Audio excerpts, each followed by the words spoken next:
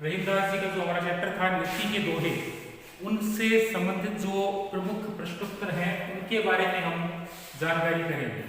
उनके बारे में हम समझेंगे कि उनके नीति के दोहे किस तरह से हमारे मन को, हमारे व्यवहार को पूरी तरह से बदलने में सक्षम रहे हैं। तो रहीमदास जी के जो चैप्टर हमने पढ़ा, जो हमने उनके दोहे पढ़े, उनसे हमें क्या समझ में आया वो अब हम इन प्रश्नोत्तरों के माध्यम से समझेंगे। तो सबसे पहला हमारा प्रश्न है कि रहीम के काव्य की प्रमुख विशेषता क्या है। शॉर्ट रूप में हमें आंसर देना है इस प्रश्न का कि रहीम के काव्य की प्रमुख विशेषता क्या है। जब मैंने आपको रहीमदास जी के दोहे पढ़ाने से पहले उनका परिचय समझाया था, उस समय हमने देखा था कि रहीमदास जी ने अपने दोहों को नीति के दोहों के माध्यम से आम जनता के सामने उजागर किया है। उन्होंने अपने दोहे नीति के दोहे के नाम से सारे संसार में लोगों तक पहुंचाए हैं। तो उन्होंने नीति के दोहे लिखे थे। तो इस नीति के दोहे के अंदर ही हमारे पहले प्रश्न का उत्तर छिपा हुआ है। तो रहीम के काव्य के दोहों की प्रमुख विशेषता क्या है। उनके काव्य के दोहों की प्रमुख विशेषता है नीति प्रवणता। नीति प्रवणता यानी कि नीति के दोहे, नीति की जो बातें हैं उनको आम जनता तक स्पष्ट तौर पर पहुंचाना रहीमदास जी के दोहों का प्रमुख उद्देश्य था। उनके दोहों की प्रमुख विशेषता थी नीति प्रवणता। ठीक है, आगे चलते हैं। विपत्ति में धन किसकी तरह लुप्त हो जाता है। जब हमने रहीमदास जी की नीति के दोहे पढ़े थे, उसमें हमने देखा था, उस एक दोहा सुनाया था, उसका जब हमने अनुवाद किया, उसकी जब हमने व्याख्या की तो उसमें आया था कि जब रात्रि में अंधकार छाया रहता है, जब रात्रि में अंधकार हो जाता है और जैसे जैसे सुबह का समय होता है, सूर्य की पहली किरण जब धरती के ऊपर आकर के गिरती है, उस समय सारे आकाश के अंदर जो असंख्य अगणित अगिनत तारे हैं वो सारे लुप्त हो जाते हैं, गायब हो जाते हैं। तो विपत्ति में धन किसकी तरह लुप्त हो जाता है। आकाश में छाए हुए तारों की तरह विपत्ति के समय सारा धन लुप्त हो जाता है। विपत्ति में धन किसकी तरह लुप्त हो जाता है। प्रातःकालीन तारों की तरह विपत्ति में सारा धन लुप्त हो जाता है। यानी कि जब मनुष्य पर मुसीबत आती है उस समय उसका सारा धन उन विपत्तियों का सामना करने में लग जाता है, जिससे वह सारा धन गायब हो जाता है। तो मनुष्य का सारा धन प्रातःकालीन तारों की तरह गायब हो जाता है। प्रातःकालीन तारों की तरह मनुष्य का सारा धन खत्म हो जाता है, लुप्त हो जाता है। अगला प्रश्न देखते हैं। रहीमदास जी ने काज परे कछु और है, काज परे कछु और के माध्यम से मनुष्य की किस प्रवृत्ति की ओर संकेत किया है। यानी कि रहीमदास जी इस दोहे के माध्यम से हमें क्या बताना चाहते हैं। उन्होंने मनुष्य की कौन सी प्रवृत्ति की तरफ इशारा किया है।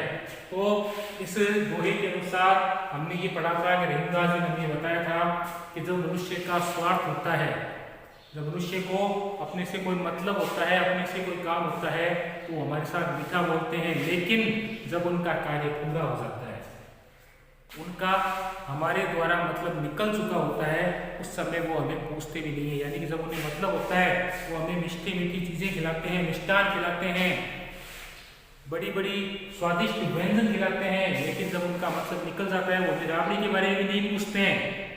तो इसमें मनुष्य की एक ही प्रवृत्ति स्पष्ट तौर पर झलकती है, वो है मतलबी स्वभाव, स्वार्थी प्रवृत्ति। स्वार्थी प्रवृत्ति की तरफ इशारा किया गया। तो रहीमदास जी ने मनुष्य की स्वार्थी प्रवृत्ति की ओर संकेत किया है, स्वार्थी प्रवृत्ति की ओर इशारा किया है। अगला प्रश्न है, बुरे स्वभाव वाले व्यक्ति कैसे स्वभाव वाले व्यक्ति का स्वभाव नहीं बदल सकते। हमने पढ़ा था कि चंदन का जो पेड़ होता है, चंदन के पेड़ पर यदि कोई विषैला सर्प कोई विषैला सांप जब चंदन के पेड़ पर लिपट जाए और अपने विष का प्रभाव करना शुरू कर दे, लेकिन फिर भी चंदन का पेड़ कभी भी अपनी सुगंध को खराब नहीं होने देता, अपने लक्षणों को कभी भी नुकसान नहीं होने देता। चंदन के पेड़ की सुगंध इतने विष को ग्रहण करने के बाद भी वैसी की वैसी ही रहती है। तो हमारे प्रश्न के अनुसार बुरे स्वभाव वाले व्यक्ति श्रेष्ठ आचरण वाले मनुष्यों के स्वभाव को नहीं बदल सकते। यानी कि जो श्रेष्ठ आचरण को करने वाला है, जो श्रेष्ठ आचरण में रहने वाला है, जो पूरी तरह से श्रेष्ठ आचरण करता है, ऐसे मनुष्यों के स्वभाव को बुरे स्वभाव वाले मनुष्य कभी नहीं बदल सकते। वह श्रेष्ठ मनुष्यों के आचरण में किसी तरह का बदलाव नहीं कर सकते, क्योंकि श्रेष्ठ मनुष्य चाहे कितना भी बुरी संगत में रहे, वह अपने अगर श्रेष्ठ आचरण को नहीं त्यागता है तो वह बुरी आदतें, बुरी संगतें किसी भी तरह से मनुष्य के ऊपर हावी नहीं हो सकती। मनुष्य उन बुरी आत्माओं को किसी भी दशा के अंदर स्वीकार नहीं करेगा, ग्रहण नहीं करेगा। तो हमारा इस प्रश्न का उत्तर हो गया कि बुरे स्वभाव वाले व्यक्ति श्रेष्ठ स्वभाव वाले व्यक्तियों के आचरण को नहीं बदल सकते, उनमें परिवर्तन नहीं ला सकते। अगला हमारा प्रश्न है, सज्जन व्यक्ति के रूठ जाने पर बार बार मनाने की बात क्यों कही?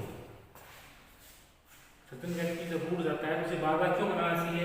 उदाहरण के तौर पर मैंने आपको बताया था कि कोई मोतियों की माला है, उसमें बहुत ही महंगे भाव के मोती लगे हुए हैं और गलती से आपके हाथ से वो मोती की माला छूट करके गिर गई और वह टूट गई और उसमें से एक एक मोती बिखरने लग गए, एक एक मोती बिखर गए। उस समय हम क्या करते हैं? उस समय हमारा एक ही दायित्व बनता है, एक ही फर्ज बनता है। हमारे मन में उस समय एक ही विचार आता है कि ये जो मोती हैं बड़े कीमती हैं, ये मोती बड़े कीमती हैं। हम एक एक मोती को उठा करके फिर से पिरो लेते हैं और एक नई माला का निर्माण कर देते हैं, फिर से उसे माला के रूप में इकट्ठा कर देते हैं। वैसे ही जब सज्जन व्यक्ति हमसे रूठ जाता है, सज्जन व्यक्ति के रूठ जाने पर हमें उन्हें बार बार मना लेना चाहिए, क्योंकि सज्जन व्यक्तियों से हमें ज्ञान की प्राप्ति होती रहती है, हमारा श्रेष्ठ आचरण बना रहता है। हम अपने जीवन में ऐसे व्यक्तियों से बहुत कुछ नई चीजें सीख सकते हैं। हमारा आचरण पूरी तरह से श्रेष्ठ बना रहता है केवल सज्जन मनुष्यों की संगत में रहने से। इसलिए हमारा सज्जन मनुष्यों की संगत में रहना अति आवश्यक है, बहुत आवश्यक है, बहुत ज्यादा जरूरी है। इसलिए सज्जन व्यक्तियों के रूठ जाने पर हमें उन्हें बार बार मना लेना चाहिए, क्योंकि उनसे हमें ज्ञान की प्राप्ति होती है, हमारा स्वयं का भला होता है, हमें नई नई चीजें सीखने का मौका मिलता है। इसलिए सज्जन व्यक्तियों को रूठने पर बार बार मना लेना चाहिए। अगला प्रश्न है हमारा, थोथेवादी अपवाद के करीब फासली बात का आशय स्पष्ट करें। एक दुआ में पढ़ा था कि जो कार्तिक मास के बादल होते हैं वो केवल गरजते हैं, बरसते नहीं है। एक मारवाड़ी में कहावत है कि जो गरजे जिनको बरसे नहीं, तो जो गरजते हैं वो बरसते नहीं है। कार्तिक मास के जो बादल हैं वो केवल आसमान में तेज स्वर में, तीव्र वाणी में गरजते रहते हैं, लेकिन वह बरसते नहीं है। लेकिन जब धनी पुरुष निर्धन हो जाता है, उसके पास देने के लिए कुछ भी नहीं बचता, उसके पास सब कुछ खत्म हो जाता है, तब उसे भी दुख की अनुभूति होती है, वह भी दुख का अनुभव करता है। लेकिन फिर भी वह लोगों को अपने पिछले दिनों की बातें सुना करके अपनी बढ़ाई करना शुरू रखते हैं, अपनी बढ़ाई करना प्रारंभ रखते हैं। तो ऐसे व्यक्ति केवल झूठा दिखावा करते हैं। ऐसे व्यक्तियों से हमें किसी तरह का मेल भाव नहीं रखना चाहिए, ऐसे व्यक्तियों से हमें दूर रहना चाहिए जो केवल अपनी बढ़ाई करना चाहते हैं, अपने पुराने दिनों की प्रशंसा करते हैं, जबकि वास्तविक तौर पर वह स्वयं किसी मुसीबत में फंसे हुए हैं, स्वयं किसी दुख को झेल रहे हैं, लेकिन फिर भी वह केवल गरजना जानते हैं, बरसना नहीं जानते, क्योंकि वो केवल झूठा दिखावा करते हैं। ऐसे लोग जिनका सब कुछ खत्म हो चुका है, उनके पास धन दौलत नहीं है, लेकिन फिर भी वह मनुष्य हमेशा बात करेंगे, कि मेरे पास तो इतना धन है, लेकिन यदि आप उनसे कुछ मांग लेते हो, यदि आप उनसे धन प्राप्ति के लिए कुछ मांग लेते हो, तो वो साफ तौर पर मना कर देंगे कि हमारे पास तो कुछ भी नहीं है, हमारे पास आपको देने लायक कुछ भी नहीं है। अगला प्रश्न है, नीति काव्य के क्षेत्र में रहीम का स्थान सर्वोपरि है, इस कथन पर अपने विचार लिखिए। इसके अनुसार देखिए, रहीमदास जी के बारे में आपको बताया था कि रहीमदास जी ने नीति के क्षेत्र में अपने दोहे लिखे हैं, नीति काव्य के क्षेत्र में अपने दोहे लिखे हैं। उन्होंने नीति के दोहों के कारण समाज में सर्वोपरि स्थान पाया है, नीति के दोहों के कारण उन्हें संसार में प्रसिद्धि मिली है। इसके साथ साथ उन्होंने अपने जीवन के अनुभव से ज्ञान की प्राप्ति की है। उन्हें प्रसिद्धि का पहला कारण है उनकी नीति के दोहों के कारण।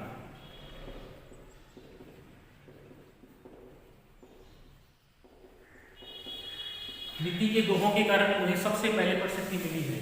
दूसरा कारण है अपने जीवन के अनुभव के कारण।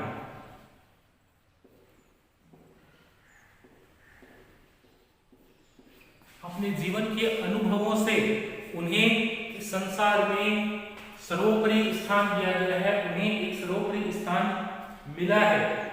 तीसरा जो घाट है वो है कि उन्होंने रामायण से, महाभारत से, पुराणों से सामग्री इकट्ठा करके अपने नीति काव्य के दोहों को लिखा है। तो रामायण महाभारत जैसे जो दो प्रमुख ग्रंथ हैं, रामायण, महाभारत, पुराण आदि ग्रंथों से उन्होंने जानकारी ली है, आदि ग्रंथों से उन्होंने सामग्री को जुटा करके और अपने काव्यों में अपने दोहों में समावेश किया है, सामग्री एकत्र की है, जिसके माध्यम से उन्हें इस संसार में सर्वोपरि स्थान दिया जाता है। क्योंकि नीति के जो दोहे हैं वो निश्चित तौर पर मनुष्य के मन को परिवर्तित करने के लिए निश्चित तौर पर सटीक बैठते हैं और मनुष्य के हृदय को परिवर्तन करने में सबसे बड़ा सहयोग करते हैं। इसके साथ साथ उन्होंने रामायण, महाभारत और पुराण के जो ग्रंथों से सामग्रियां एकत्र की हैं, उससे मनुष्यों के सज्जन स्वभाव, गुणों आदि की विशेषताओं का वर्णन किया है, आदि की विशेषताओं का वर्णन किया है।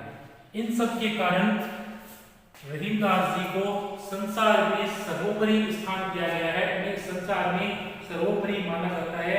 इसके साथ साथ उन्होंने एक सबसे जरूरी चीज जो थी, अपनी मधुर वाणी द्वारा लोक व्यवहार की शिक्षा दी। मधुर व्यवहार द्वारा लोक व्यवहार की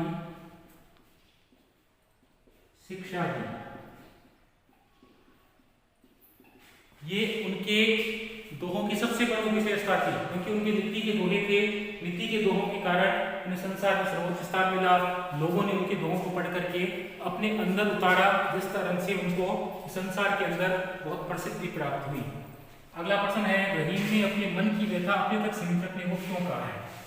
एक व्याख्या के अनुसार हमने पढ़ा था कि जब हम अपने मन की व्यथा किसी और को बता देते हैं तो वह हमारा मजाक उड़ाते हैं, हमारी सहायता नहीं करते, हर तरह से हमें नीचा गिराने की कोशिश करते हैं। इस कारण से अपने मन की व्यथा को हमेशा अपने तक ही सीमित रखना चाहिए, क्योंकि लोगों को बताने से वो हमारा मजाक उड़ाते हैं, हमारे गुणों को नष्ट करने का प्रयास करते हैं, हमारे जो मन की परेशानियां हैं उनको सुनकर के संसार के अन्य लोगों के सामने उनको बताते हैं। इसलिए रहीमदास जी ने अपने मन की व्यथा को अपने तक सीमित रखने के लिए कहा है, वह व्यथा हमें किसी और को नहीं बतानी चाहिए। आखिरी क्वेश्चन पे चलते हैं। मागे घटक रहीम पद तव भावे नाम का आशय स्पष्ट करें। इसमें रहीमदास जी ने ये बताया था कि जब हम संसार में किसी से कुछ मांगते हैं, किसी के सामने याचक बन जाते हैं, किसी से भिक्षा मांगते हैं या किसी चीज की पूर्ति करने के लिए हम अपने हाथों को फैलाते हैं, उस समय हमारा जो मान सम्मान होता है वो मान सम्मान पूरी तरह से नष्ट हो जाता है। क्योंकि यदि इंसान एक बार किसी के सामने याचक बन गया, एक बार किसी के सामने जाकर के अपने हाथों को फैला दिया, उसके बाद जीवन भर वह इंसान मांगने वाले इंसान के सामने एक याचक के रूप में ही रहेगा। सामने वाला इंसान कभी आपको मान सम्मान नहीं देगा, तो यही मानेगा कि इसके पास कुछ भी नहीं है, ये केवल एक याचक है, ये केवल एक मांगने वाला है, इसके पास और कुछ भी नहीं है। तो हमारा जो भी मान सम्मान होता है वो सारा मान सम्मान पूरी तरह से नष्ट हो जाएगा। पूरी तरह से नष्ट होने के बाद हम उस मान सम्मान को दोबारा से नहीं पा सकते। जैसे भगवान विष्णु का उदाहरण दिया था, उन्होंने राजा बलि से जब 3 पग भूमि मांगी तो राजा बलि से 3 पग भूमि मांगने के उन्हें वामन अवतार धारण करना पड़ा। लेकिन वामन अवतार धारण करने के बाद जब उन्हें 3 पग भूमि मिल गई, लेकिन फिर भी उन्हें बोना ही कहा जाता है, वामन ही कहा जाता है। लेकिन भगवान विष्णु जो पूरी सृष्टि के पालनहार हैं, स्वयं श्रेष्ठ देवताओं में गिने जाते हैं, उन्हें भी लोग वामन यानी कि बोने के नाम से पुकारते हैं। तो रहीमदास जी के ये प्रमुख जो प्रश्न उत्तर है वो मैंने आपको समझा दिए हैं, इन्हें आपको अपनी नोटबुक के अंदर नोट करना है।